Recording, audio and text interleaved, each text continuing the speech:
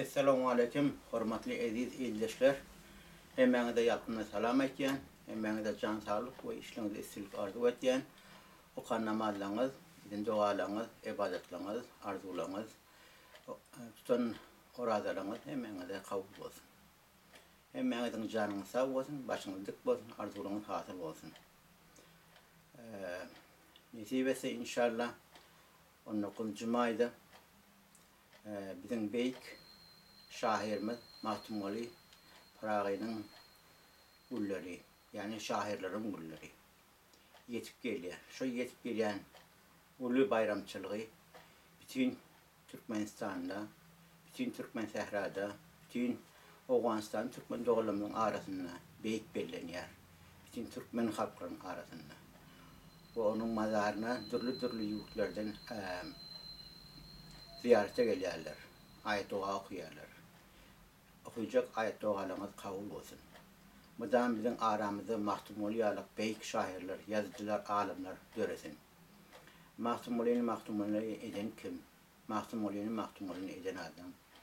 On beýik o kakasy ýa dädesi diýäs Azadi. Ol Muhammed Azadi şeýdip şuny ýigdi yetiştiripdir, jemgyýete beripdir, jemgyýeti peýdali. Onuň goşgularyndan häzirem hiç ýyl doýup bolmaýar, nesilden nesile geçýär.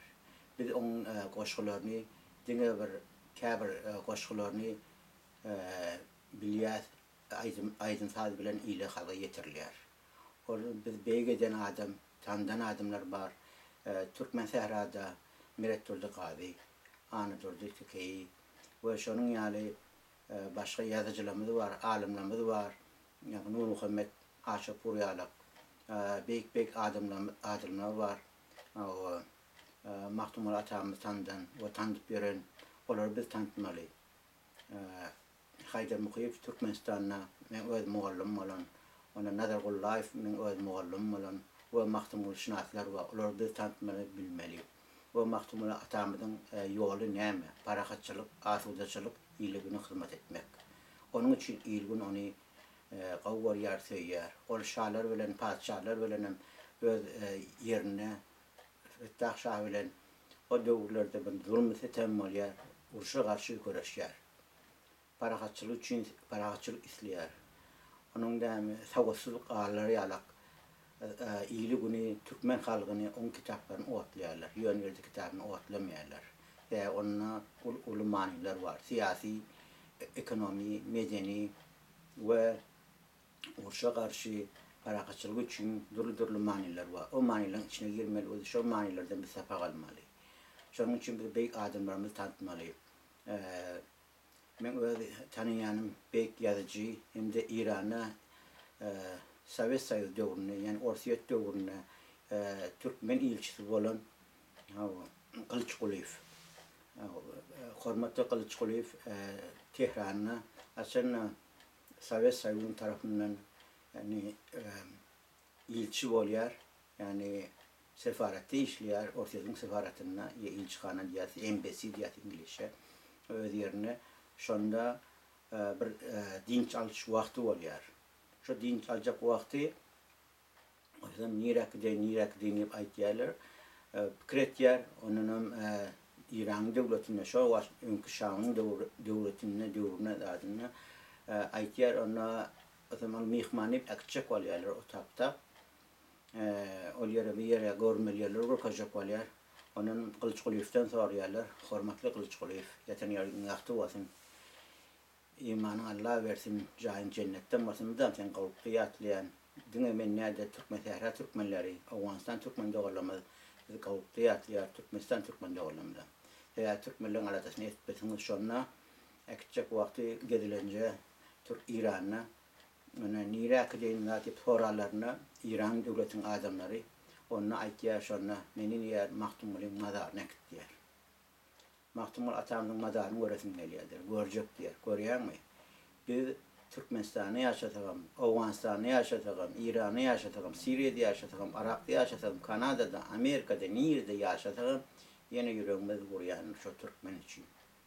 Kılıçkılıyev diyen adam, şinyalı bir adam. Beygi adam, o beygi adamları tanıtmalı biz. Biz onu hatta heykellerini öğretmeli, mağalaları yazmalı, onun romanlarını çap etmeli, kitaplarını çap etmeli, fikirlerini çap etmeli. Bizim beyik adamlarımız var. Şu beyik adamları biz tanıtsak, biz beygeliyiz. Bizim halkımızı tanıyanlar. O falan kahramanımız yapımızdan hanımız yapımızdan yan ayrı yok. O devur geçti. Ayçak olan adam o uruş devur olduğunu söylemen şahsi fikirlerimiz bilen böyleşer. Şunu yani bir bey adamla bir tanıtmalı. Yine Berdi Nazar Huday Nazar ya da Kerim Kurban Epet ve hadir ki şairlerimizden, önkü yazıcılarımızdan Berdi Kerbabayev ve ondan sonra türlü Hıdır Deryayev ve başka beyik yazıcılarımız var.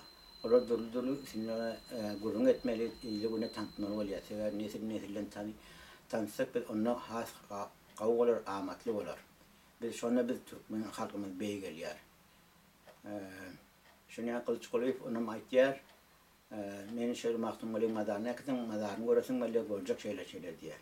O zaman İran'da da o devirlerde İran Türkmenlerin yerlerini alansan, Türkmenlerine üns vermensen, dillerini özüne alıp baransan, köp yağdaylar, kıyınçılıklar yağday olansan, onun bizim Türkmen milli şairimize de üns vermeyen vakti belli oluyor.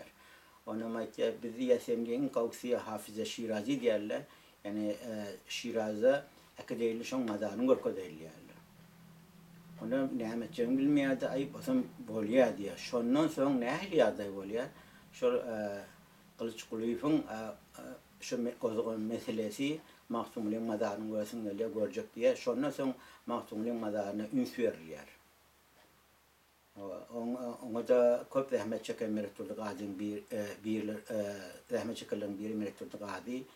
Men Meretullah Gazi diyen, hürmetli Meretullah Gazi. Sonra men ençi millet taşırıklı yaşasan görmek o hacı gittir. Hacı Meretullah Gazi diyorlar. Türkmenistan'a gelene de Nurdi Adem'in yanına gelip men bilen tak giderdi işan edem hem şonu yalak yani büyük mahtumulu atamızın karnaşı o da şonu yalak Türkmenistan'a gelene bile gidiyattık tak aylını yattık oraya yattık doğan karnaşlarını kitaphanelerini akademiyaları şonu yalak yazdı. Ayçak olan da adamın esası inni biz şu mahtumulu atamızın güllerin geliyor ya bellenecek ya yeni bellenir şunu uğraktan tutmalı. Ulmeş verdi. Yani o tarzda bütün Türkmen doğullarımızın nişe yüreğinin sığınayan koşullarını iyile getirmeli. Mahtumul atamızın koşullarını iyile getirmeli. Başka şairlerimizin iyile koşullarını iyile getirmeli. Şu koşullarım aydın evliyalar duru ulu manileri var. Bir şey dilimizi, değerimizi, medeniyetimizi, özbek şairlerimizi ile bunu tanıtıp biliyoruz. Biz galip biliyoruz. Yoksa bizim dilimiz gidip var yer. Değer tesirimiz gidip var yer. Medeniyetimiz elden var yerler. Dine neftte, gazda, paktada, pamukta, buğdayda, arpada, yerin baylıklarda, yerin aşağındaki baylıklar, üstündeki baylıklar derdine. Onlar doğru mafyalar, şevrut ile neymi işi denesi etip biliyorlar. Halka hizmet edinip halka sindiren aklar. Haysi velayette olsun, haysi ustanlı olsun. Irak'taki Türkmen doğularımızın gözünü tutuyorum. Afganistan'daki Türkmen doğularımızın gözünü tutuyorum. İran'daki Türkmen doğularımızın gözünü tutuyorum. Şu Türkmenlerin yaşayan yerine ulu baylıklar var, yerasını baylıkları.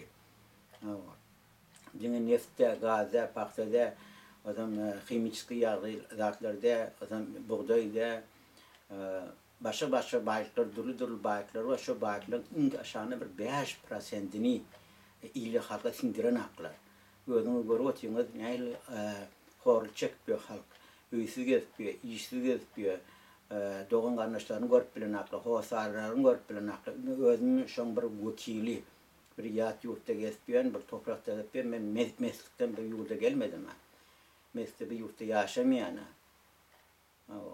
Benim bilen gözmeyim ya dem kulağımı tutup dem ya keplemani ya aytmani dimani kabir meseleleri kozgamani. Ama ben neyim için özüme soru var ya, neyim için ben vatanımı terk ettim? Neyim için mecbur ettiler ben vatanımı Türkmen Sahranı terk etmek mecbur ettiler beni. 1983 yılın 10. mayında. Hakikatine seretsek. Yani 25. Cuma dip yadılı ayratin gurrum. Neymi sebep oldu? Neymi sebep oldu yaşlılar oralar vatanı terk etmeli oralar. Ne böyle bir terk etmeli olduk, terk etmeli vatanı daşı yurtta vazifemiz neymi? Dilimi saklamak mı? Deyapte suğumu saklamak mı? Medeniyetimi saklamak mı? Her yaş nesillere görde olmak mı? Öz fikrim onlarla bölüşmek mi? Bizler halka iyiliğini yetirmeli, bilmeli. Ama bizim ata-babamız eğer de biz için görüşmezse bizim indik nesil için görüşmeli. Dinge yaşayış durmuş, yemek, içmek, yatmak, durmak, özün ağlamak der. Görüyorsun yönü kece bir kesel önen adamlar canı ellemek böyle. Görüyorsun baylar otuyorlar, garip düşüyorlar. Ekonomi pes derece düşüyor. Yani ekonomi pes derecede düşüyor. Yapılın yüce pes derecede düşüyorsa ona adama hiç illi sarpa yok. Yani adama hiç illi hormat silah yok. Ne devlet taraftan ne şahsi taraftan. Ne de onların işte ne hasarda. Ne için adamlar pul kavuryan etiptirler. Pul söyleyen etiptirler. Şuna var yerler. Gariplere gariplerine düşüyorlar. Baylık gidiyorlar. Şimdi görüyorsun işte bir küçücük mesela Gozgay'ın şu an gerek mi? Ukrayna'nın urşu. Urşu Gozgay'dalar darga vati Ukrayna. Kim darga vati onu? Kim yeli vati? Orsiyet mi? Ya yarar veriyenler mi? O zatları 1924'te 22. yılın içinde Sovyet Sovyeti geçirdi o tarihi. Onun ne için de çok tarihler geçirdi. O içine tarihlerin içine girsen Göktepe meselesinden ya başka meselelerine görmeli. Şu devirde de Urşulat'ta var kırılıyarlar. Ne için? Şu yurdun bayrakları için. Mesut içinler. Böyle o devirler ne için? Şu Urşun evine geçmenlerle.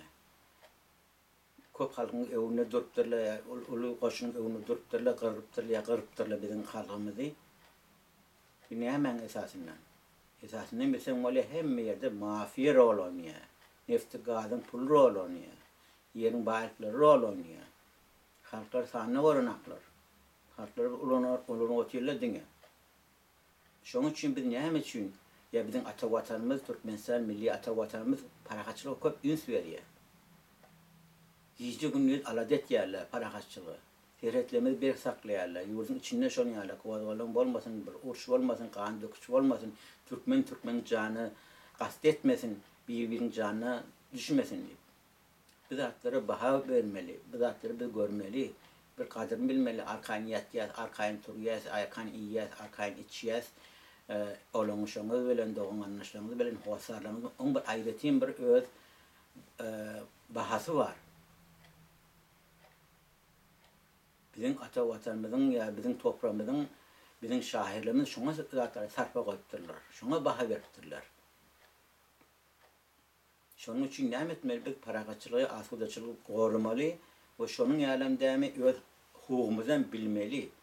Adam hukuku, adam hukukuna bir sarpa koysunlar, baha koysunlar. Emmedat pulla baha vermesinler. Kim birbirinin başına duracak? Hiç kim birbirinin başına durmuyor. Ama adam izat indiki bir nesil dörecek, nesil var, oğlan uşak, artık çavuluk, yuğuluk. Şöyle bir hor yaşamasın iyiliye, şöyle bir parakaçlıkta atıpta yaşasın iyiliye, şöyle okulu, ilimli, bilimli olsun iyiliye, şöyle savatlı olsun iyiliye, şöyle düşünceli olsun iyiliye, şöyle doktor olsun iyiliye, injiner olsun, mühendis olsun iyiliye. Dünya karşı fikri yüzgesin, köpesin, bilsin iyiliye. Yönü yerde değil, yönü yerde inata zahmet çekmeyer. İnata diyen zadın, ya doğun karnış diyen zadın, oğlunu şoğu olandan sonra özünü umutiye hem de şunu harcet yer. Bizim belki şairlerimiz hem şunu yağlık. Şunu yağlık ömrün şehit geçirttirler. Kretken bir baki gelip kalktık. Yok, bir baki gelemez. Bizim ata-babamızdan baki gelmendir. Onun topraklarda yatırlar. Bizim gitmeli topraklarda. Emma şu topraklara gitmediğine bunca bir kabri işleri edilmeli. Parakaçılığı üns verilmeli.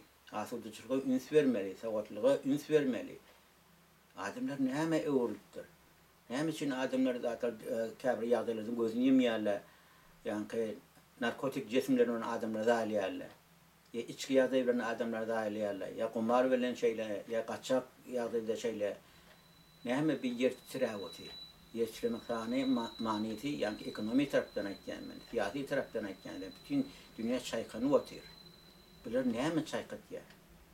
Ne için zavat fabrikleri zaten yara önleyen zavat fabriklerin evine geçmeyenler.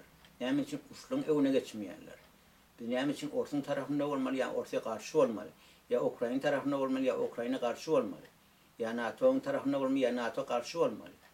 Ya biz adaleti gözleyeceğiz. Adaletin yerinde gözleyeceğiz. Görüyoruz adaletin hiç yerde yok. Konstitusiya özleri boynuna en haklı. Adaletin hiç yerde yok. Onun ne için ne iliyadıydı başına alıp çıkmalı oluyor bir yağdayla öyle. Onun şonu uğramalı oluyor. Nemeden uğramalı oluyor. Bela beterden uğramalı oluyor. Bela beter neme? Şu narkotik bela adam ölülerini yıkayan. Maşgalılan arasını kepkurun aylanıp adet demiş keplemet ve birbirine buluşturuyorlar. Doğana karşı etkilerler. Hatem şu ekonomiye yağdaydı. Biz nirak var ya, adamçılığın nirak, bizim devletimiz nirak var ya, nirak alp var ya bizi. Ya cihan nirak var ya, bütün cihan. Görüyorsunuz öz gözünüz bilen, haberleri eşitiyorsunuz. Ortadan televizyondan, ondan Türkiye'den ya da başka yurtlardan, BBC'den ya İran International ya türlü dillerde. Hay diller bilen basanız. Haberleri eşitiyorsunuz.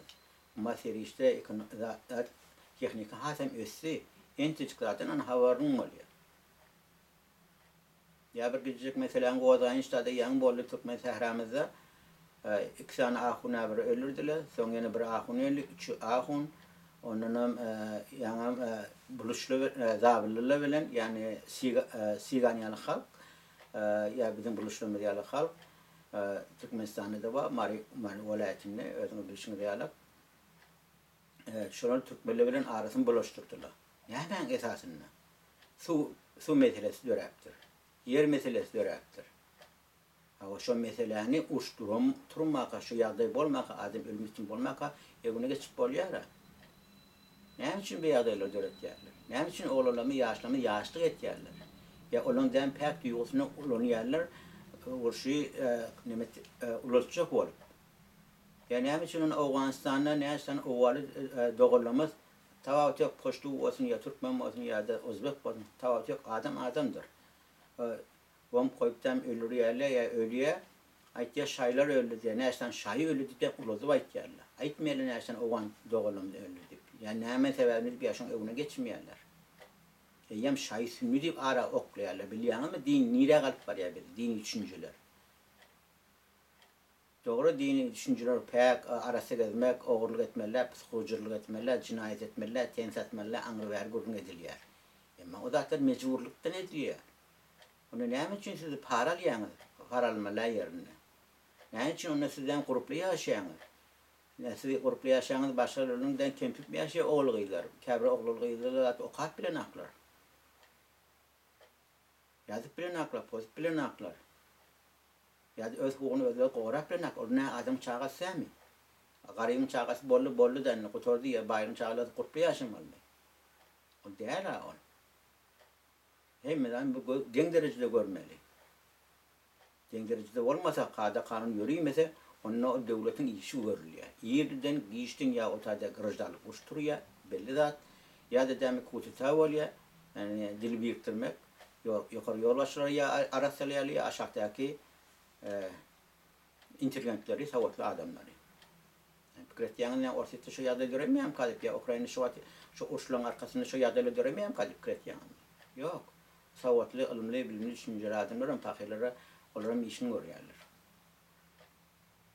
Zaten prosesler geçirdi İran Arap olsunlar. Adamın düşüncesini östürmeli, fikri östürmeli. Başarsan iyili peyda yetirmeli, diyan yetirmeli, dilin yetirmeli, derkesini biz kıynansak bir öz adımda, familyamızda iyiydi. Kıynansak biz öz Türkmen milli dilimizi iyiydi. Milliliğimizi elle martbar yaz. Kim bize can ağa var diye. Zatlar kımmatla da anır ver yadıyla da adamlar yaşayış durmuşun iyi nedir de başlasa kavu yaşayacak olur, kavu inecek olur, kavu yiyecek olur, cahit inecek olur, maşin inecek olur. Zatların kımmatları oti olur demetten onu ki doğan karnına çıkar birek onun niyattan çıkıp diye. Senin bir devlet böyle bunun gücü olsa, gücün saklasa, öz halkını, öz ilini bunu hürmet koysa, şu derecede görse, görmese şu an yani mafiye ul mafiye de. Ul mafiyeler ne metyerler? Küçük mafiyeler iyi yerler. Küçük mafiyelerin onun küçükleri iyi yerler. Yani ulu balıklı, küçük balıkları iyi iş yerler. Rotin cemiyeti hayvana karşı, adama karşı. Ne mi fikirde? Bir doğru neyse şu an başka yadaylar dörük yerler. Şunun için eğer olun, arası olun, parahatçılığa, afurdaçılığa üns verin, istesen başardığınızdan savatlı olun, ilimli olun, bilimli olun, düşünceli olun. Dünya karayışını giyin olsun. Bütün dünya bu madde başka tesli, başka yeri kalıp var yerler. Başka da bir ösen devletin iyilerini yetecek olmalı. Ona yadayla ösüptürle ekonomi taraftan mı, medeni taraftan mı, ya da başka yadaydan mı, yarar mı? Gorbaçov'un yayılanı ki Arabistan Saudiyini ya başka yurtlarda atar yarak hatvatıyorlar. Ne şu an ben dünya gündemi yazdım. Türkiye o Amerika yarak satmalı vallahi. Kâr yaraklar. Türkiye kimler için uğrarım kalıp kretiyen. Türkiye şu yaraklar ne kaptan ne Kürtler için. Irak Kürtler var, Türkiye'nin Kürtler var, İran'ın Kürtler var, Suriye'nin Kürtler var. Şuraya karşı. Ertesi gün ne on karşı olanlar. Mesela madde siz cina ulcaya de totinga deyip onun isim basarlar. Yani şahın basışıyalak ya başka yolbaşları da arkadaş ettiğini sattan mısın? Başına bela getirmişler ya ona mı getirirler? Ama siyaset değil. Siyasi oylar değil ya. Ekonomi bilen kısıyarla oyun orkadıyarla. Ondan sonra o devlet yolbaşını yerledet korkadıyarla. Halkların düşüncesi şu. Halkın denen başarıda kavurak yaşayacak, ekonomiyen yukarı kalacak. Yani kazanç edecek, onu Türkiye'de getirilen doğum anlaşımı ya Orset'teki getirilen doğum anlaşımı, işletmenin doğum anlaşımı görüyorsunuz. Ekonomiye da kımmatla çay kımmatla bunun gücü kaçtı. Adamdan sanı olmuyor. Şuna cinayet köpeliyor. Şuna hıyanet köpeliyor. Şuna o hıyanet ya cinayet olarak fakirlere turmen düşüyorlar. Devletin hem akbariyen siyaset şu. Değil mi düştüler? Birin canlı itiyle başını düştüler. Bir de mesele oluyor. Devletin hem şuralarına bırak ağlasın siyaset oluyor. Siyasi kurumlar ettiniz diyorlar. Sen karşına başka cinayetler ozlayanlar. Yine nerede adalet? Kretiyan haysi yurtta bağım kalıyor. Sonra hada çıkır oylanıp görün. Fikir edin. Şunun için oğul gıydın, işin derdin, zaten aladasına olun. Başarsan işi maddeden taşırak durun. O içkiyi anır verdiğini hemen taşırak durun. Deme köpüşten elbette dahil. Yeri var, çeni var, çakı var. Bir gönlün degme için uçma için ya da ayal maşgılan urma için hapse etme için gönlün hoşluğu için içiliyor. O da yeri var, çakı var, çeni var. O zatlardan karşıda Ömer Hayyam'ın dörden zatların Ebu Ali Sinan'ın dörden zatlar veren ya da inteligensiyan şu zatlara kişi bir zatları gönlün hoşlama var ya adamlar. Her kim bir zat bilen gönlün hoşluyor. Kim tebiatta gezmene, kim içmene, kim pul harcetmene, kim de başka yerdeler öyle. Caiz alınmanı, koşun alınmanı, öyle ocağını saklamanı. Sevgi hem de sevgi var bilir. İne, ata, doğuna, karnaşı, hosara, kitabı, halen kitabına, yaşan toprağına. Çünkü durmuş kurmak ansat. Durmuş kuruyan durmuşun yerine durmak gerek. Aladığının yerine durmak gerek. Ya revolüsyon etmeyem ansat. Revolüsyonu ya devlet yıkmak, bir neçunun işi, ama onun yerine durmak gerek. Bir alım tecrübeni, sapaklarda atar, o vansanı neyme geçiyordu, neyçi yol başı çalıştılar.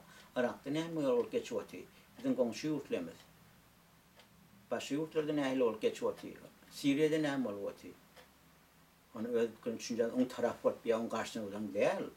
O siyasette zaten görmeli neyme oyları zaten var. Kavramının kurumda söyleyen ben, yani zat hakkında, Ukrayna hakkında, Orta hakkında, şu zatlar tarih yeni kayıtlanıyor da 1920'de 24'te kayıtlanan tarih yeni kayıtlanıyor. Ölen iten halk. Betbaht bolan halk. O halkın näme günäsi var? Näme için? O halk bulu bayılığın içinde yaşar var. Buğdayları köp. Gazları köp, neftleri köp. Şoň üçin şo belaları başına getirýärler, oýlary getirýärler. Öýse o halkyň adamlar ölýär.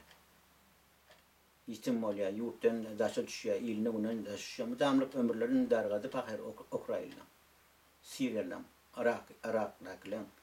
Ona Awganistan'dakiler inleki bardylar, birinçiler basgyn bolup başga ýurtlara. Ona täzede bardylar Ukraina'dan ýene gaçmaly bolarlar pahirler. Ýa-da däme Üngräç bardylar Germaniýada saklanyp ýören ýerde oğallar boşatdylar. Ýerine Ukrainalar aldylar. Bilýän näme üçin? Nasionalçylyk bar. Däwle öz dinine, öz zätlerine, nazilerine. Oğallar bir ýere gezip beren bir näme? Musulman. Koreýan özlerine aýtdy nasionalçylyk bolmaly diýerler, radiosyna, telewiziorlaryna, zätlerine. Niýetsiň hesin getirjek? Kime getirjek? Birleşen Halkara Guramasına mı? Ya Avrupa'nın korumak adam hukuklarını koruyanlarına mı? Ona özleri şu yazıyorlar, derede oturuyorlar. Ona özleri şular gözlerini yummatıyorlar, ağızlarını yummatıyorlar, kulaklarını yummatıyorlar. Yani kime eşitmek, kime yüzlenecek? Kara aytçık olan adam, men özüm köp yüreğime mağıtken şoň için, hawaryanem, paragaçılığa köp üns berýän, asyldaçylyga köp üns berýän. Kadrını bilýän. Günäsiz adamlar ölýär. Şu onurky gortda Türkmenistan ata watan biri. 1991 bilen 97 aralygynda. Türkmen halkyny näme etdiler? Gelirler narkotik getirdiler goňşy ýurtlarymyz. Dini üçinji bilen dair etdiler. Biz häzir şu dini üçinjiler zatlaryň beýle iline öýret, ile ýetýär, gaçym öňe gitmeli. Ulmy tarapdan, ulmy nokta nazardan. Biz şu tarapdan, bilim tarapdan, okuly bolmak tarapdan, sawatly bolmak tarapdan. Gaçym biz ide gitýär. Näme başymyzda bir ölüm varmış, ölümden soň biz beheşte barmamışdyk. Beheşt bize garaşy oturammışdyk. Ay ölümden soň näme? Şu näşana miwa, näşana qyr, näşana bawa, akça zatdan taň garaşy oturammy. Ölüm gitdim de ana ruhun näme diýer? Ruhun nirä gitmeli onu diýer. Ay nirä gideni näme? Yani bize däpde sur waptyr. Ya sana ýakty bolsun, imanly bolsun, iýi ýarasyn can, jaý jennetden bolsun diýip. Ay näme üçin şu zatlary biz ölmäke edemizak birek-birege. Başarsak birek-birine asylyas. Birek-bire gorupçylyk etýär. Bir ul toý etse, ýa birine maşin alsa, bir jaý alsa, ýa ýene bir ýagdaý näme? Bu psihologiýa, bu pikir nerden bilen pikirlemede gelýär? Bu samsyrlyk dämi, haramlyk dämi, nadawrlyk dämi, kesellik dämi? Bir kesel o görnüşi. O zatda biz aň düşünjämizden gaýtam aýyrmaly. Gaýtam biri okuýan bolsa, işlejek bolsa, gaýtam ilmiden kömek etmeli, ilmiden gelmeýän, dilimizden gelýän kömek etmeli, ýardym etmeli, ýol görkezmeli. Näli ýa-da okap bilen, näli ýa-da işläp bilen, näli ýa-da bu dogry ýola öwretmeli. O gany zaýy adamdan şonu ýalak. Gan zaýy hiç düzetip bolmaýar. Guýma gursak bolmasa, dürtme gursak neýnesin diýe. O aýdan haýry ýok. Aýda diýip, ýa-da o hakaty ejeti ýa-da ony garnaşy ol bir aýdan. Adam bir görüntürmeli, birinçilerden gyzaýlap böyle. Bir ýurda bar ýaly adam geň almaly. Türkiýe, Orsiýada özü bilen garanaşy ýa mata şu zatlaryny iş taşýarlar. Ansat bulyň ýüzüne gelýärler. Ay gözüň öýdeni sen bir ýurtda getipň, özüň myhman şo ýurtda. Aşany sen deportasy edip bermeli. Senin o ýurda ziyan ýetýärdi. O men 1995-de 97-de aýtýşym ýaly. Birinçiler İrandan ýa Awganistandan şunu ýazatda getirip. Bizim Türkmen oralymyz aýlajak bol, gylymyz aýlajak bol. Etýän işleri. O zaman aýtýarlar Türkmenistan milliýet watanymyz, muqaddas döwletimiz gapsyny açmaýar diýe. Gapsyny ýapmaýar biz üçin. Gapsyny ýapar da. Açyny halkyna, döwletine, iline, günne ziyan ýetjek bolsa. Döwlet diýen halk, halkym döwletdir da. Biz ýene tanqidler, adet düşmançylyk bilen hiç için maksady ýetmersiň düşmançylyk. Yani şu wagt bilat ýadyma düşdi 2024-nji ýylyň dekabrın 31-ine çellädiýdi. 2025-nji ýylda şo bolýar. Ýanky pasportyň möhletini köretmek. Türkmenistan milli pasportyny. Daşawty ýaşap berenmeýär, daşawtyň Türkmenistan raýaty bolsa. Oňa çelläsen ýurdu barmaly ýan zat ýok. bark bolýar. İşdäki önemede 5-nji maýda, 11-nji maýda ýene-de nimeleri goýjaklar. Samolyotlary ýa hawa gemisi ýa onu goýjaklar. O düşmançylyklar 2025-nji ýylda çelerden ýurda bark bolmaýar, ýurda şey saklaýarlar, falan saklaýarlar. O düşmançylykdan aňy aýyrmasaň, iýilsaň tarapyny çekmer, sen tarapynda bolmar. Sen kime düşmançylyk etýän? Öz halgyňamy, öz ýylyňamy, öz günüňamy? Onu köp materiallar var, men İran hakkında aýdan ýetim. Gün aýdan ýetim. O düşmançylyga. Şoň üçin arkaýyn bolan 2024-de ve 25-de şoň çellerden ýol ýapdy. Ýolam açyljak, ýurdun aralary, ýa-ni welaýetlaryň arasy, oladam açyljak. O ýagdaýlar hem dörecek, hem de gulaly gulluk boljak. Döwlet sizin aladaňyzda başardygyny şonu etdi. Döwletem elinden geleni etdi. Öz elinden gelýän bolsa şo. Orada birinte kagaýlar dolurmaly, buradan kagaýdyň içinden geçmeli, birinte ýolbaşçylar ruhsat bermeli. Ruhsat bermeni ýa-da o da ýawaş-ýawaşdan bolýar o zatlar. Maňa bir bildiriş geldi, öňräjek ýene İran tarapyndan, İran türkmenleriniň tarapyndan, dogalarymyň tarapyndan 2024-nji ýylyň maý aýyna bizim beýik şahirim Mahsum Atamyň Uly bayramyny Aşgabatda bellenjekmişdi. Belki bellensin. Begenýän, owanýan, büýsenýän, owan türkmenlerimiň çağırlar, ýazyjylarymyz çağırlar.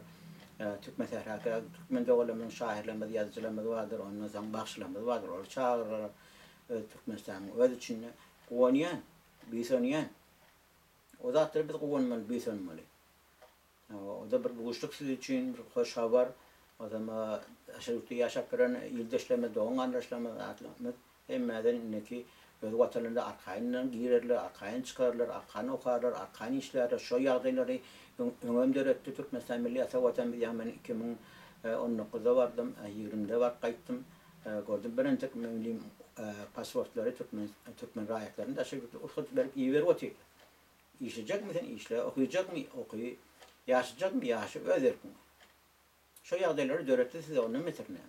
Ya ortaya da gitmek. Hava sürü aksaksız olmalı. Sürünün içine her yerisi var. Aralayan ama, doğursan mı, nadoğursan mı, ol hem organlarda var. Hem idaralarda var, hem devletlerde var. Yani onu ulolduk para biz devletimi urca kopturmalı. Bana itiyalı Türkmenistan Milli Ata Vatanım diye baydağını götürüyen diyorlar. Anları ne mi? Türkmen Sahramı'nın baydağı var mı? Türkmen Milli baydağı var mı?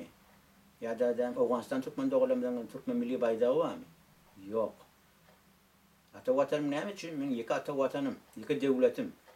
Doğunuydım, şerevniydim, kemale geldim, ulandım, okuydum, oku oturdum, durmuş vurdum. Yukarı hocaları oturdum. Onun için Oğlayan, doğuşçuluk yenimi hiçsin defelemerle. Zaman yetişmeyalak, benim ayağımız berdi olsa, yüreğimde Ata Vatan'da ille gününe doğun anlaştı, şu parakatçı yaşamanına, asılda yaşamanına, savatlı olmanına, ılımlı, bilimli olmanına. Şurada da bize arzu edeceğiz. Arzumda yetkili eylesin. İnşallah şehit bir dua atırsa, Türkmen Milli Devletimiz, bütün devlette, yani Kuveyt diyanızı ya da Dami Dobe diyanızı, o yurtlardan esip gider. Ne için özel sebebi gorvati prosesadi. Hem yurttan devlet bilen, hem yurtlar bilen, devletler bilen gorvati Amerika olsun, İsrail olsun, haysi yurtlar olsun, parakatçılıklı aratnaçlıkları var, şertnameleri var. Onun için özel. Açanım adam bir başı yurtla bilen, komşu yurtla bilen aratnaçlıkları varsa, düşmançılıklı varsa, o yurt elbette çöker. Ondan Türkmenistan Milli Ata Vatanımız kotlatlar önümüzce korkuyorlar. Türlü türlü halçılar çıkıp türlü öz parçalarını özlerine göre de otuyla başka yurtlardan buğdayı hemen getir otuyla, onu getir otuyla öz yüzüne, devletine özüne de yeterlik. Yani adamlar birinciliklerini demiş o devlet bahsine berensen iyilega duransan göz ağaçlık korku diyerler. Garip diye korku diyerler, bedbaht diye korku diyerler. Hor yaşaya diye, hor taklaya diye korku diyerler. Yo o de onu yerler. Gözüm içlerine arasına bolup kayttım. Yesibesi yine varan. Ona şu an toy var, toyusuna toya çağır yerler. Ama ne mi? Yol yapıp, veletlerin arasında taşıdıkları içine nesibesi açılan vakti olur. Esası, biz barmasak, Atavat'ın ilgun paraha çıktı, asılda olsun. Biz birek safak alaylı, birek safak baraylı. Şoňa ata watanymyza, ilimize, günümizde bayramçylygına hazam şairlerimize gowun eýlen, gösen eýlen. Çünki wagtyňyzy almaýyn, janyňyz sag bolsun, başyňyz dik bolsun. Mydam gülüriňi göreýin, mydam hoş ýaşaň. Oğlanyňyza, akçylygyňyza, ilginiňize, doňgalaşyňyza, hosaryňyza gowun, büýseň. Häzirçe hoş, sag bolun, toýda görüşeýlik.